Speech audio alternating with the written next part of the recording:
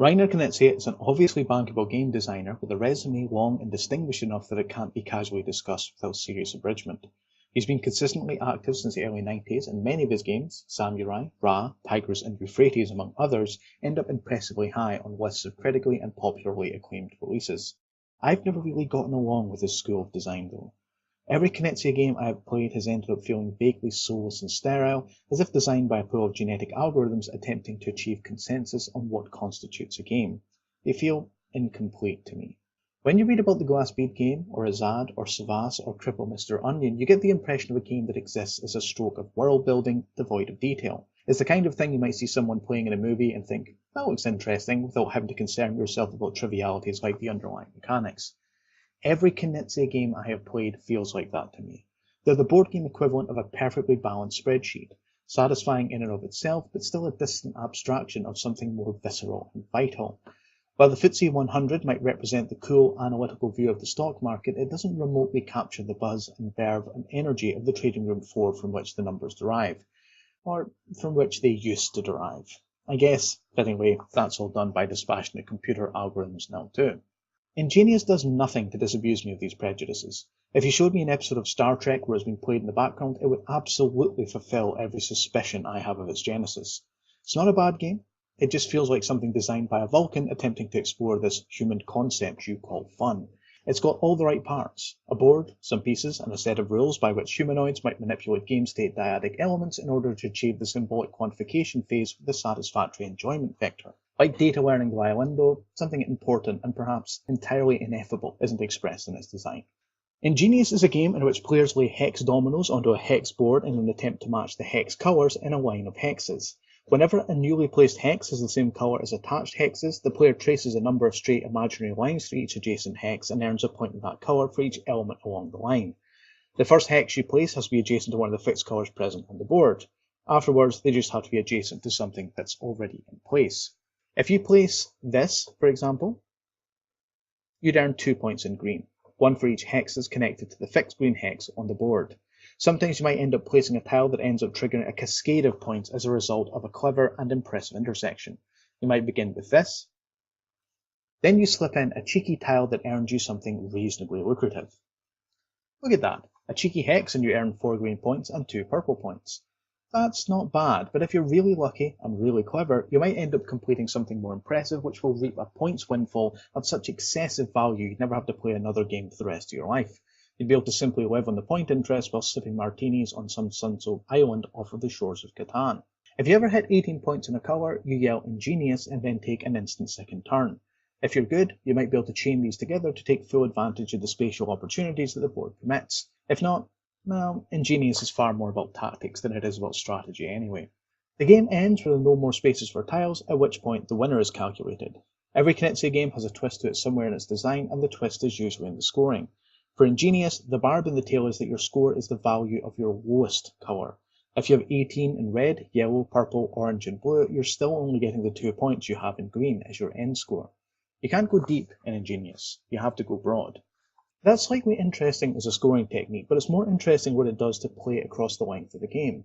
It means everyone has a reason to collect each colour, and everyone has a reason to prevent everyone else from doing the same.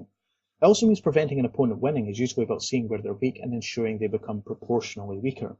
You don't need to have the best score in every colour in Ingenious, you just need to avoid having the worst score in any of them. Going deep earns you the opportunity to collect big points, but it's also risky.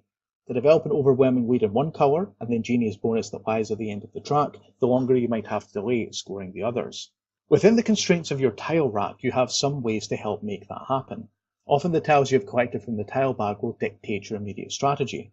If you have lots of doubles, you'll want to leverage them for big points. If you have colours that connect disparate parts of the board, you can cash in by making the link. Your tiles can be bridges if you want, but it's important to note they can also be barricades. You can look over and see your opponent hasn't yet scored orange and build a fortification around those tiles while they're distracted. By the time they get around to making a move, there might be no orange available. Sure, more orange hexes will make their way into the game as a matter of course, but there are ways and means a cutthroat competitor can limit your opportunities to score a specific colour. Since the board fills up quickly too, it might well be the case you've been thrown into a cage and didn't even realise it until it became time to act. The more players involved, the harder it is to pull off a blockade. At the same time, though, that will mean more people looking to exploit scarce colours or block off a weak opponent from scoring opportunities. With 2 players, you place the tiles in the clear white hexes. With 3, the hexes bordering those move into contention. With 4, the whole board opens up, and so too does the possibility space of play. I don't want to oversell this though. This isn't a particularly deep game, and as such there isn't a lot of scope for us to spend time diving into the gameplay and mechanisms. Everything that Ingenious is can be seen on the surface. It's quite absorbing in its own quiet way. It's enjoyable, in moderation. I likely won't turn down a game if one is offered, within reason. That doesn't change the fact that it plays very much like a stereotype of what people think abstract games are like. It's all mathematical purity and symbolic manipulation. It's hard to feel too much affection for something that seems designed by an alien subcommittee as part of an idle research project into human cognition. Ingenious is not a game then for which I can passionately advocate, either for or against.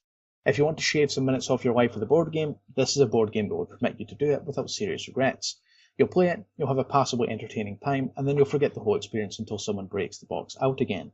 There's nothing bad in the design. It's too polished for there to be any rough edges. However, there's also nothing especially good, nothing hugely exciting or risky.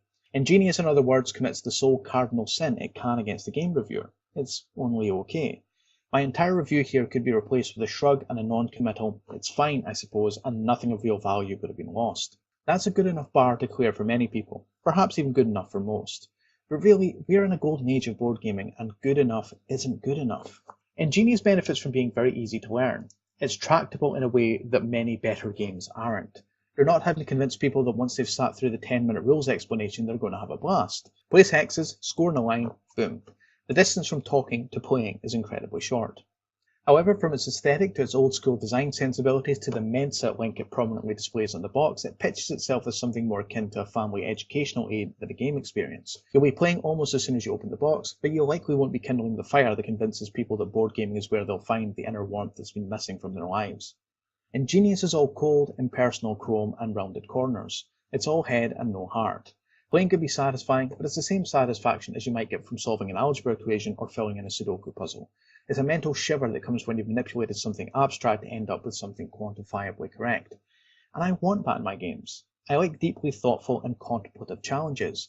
It's not all I want. I want it as part of a richer, deeper, and more immediately evocative experience. Ingenious in the end is too simple, too shallow, and too disconnected from the emotional centres of my brain to offer me the gameplay I actually enjoy. I want an experience. Ingenious, at best, gives me an activity. Those more enamoured with Knizia's designs may find that entirely sufficient. Like a thick gruel of calorie-heavy sludge, it will offer sustenance. For me, and I suspect for most of you reading, it's not quite enough for the game to earn your attention.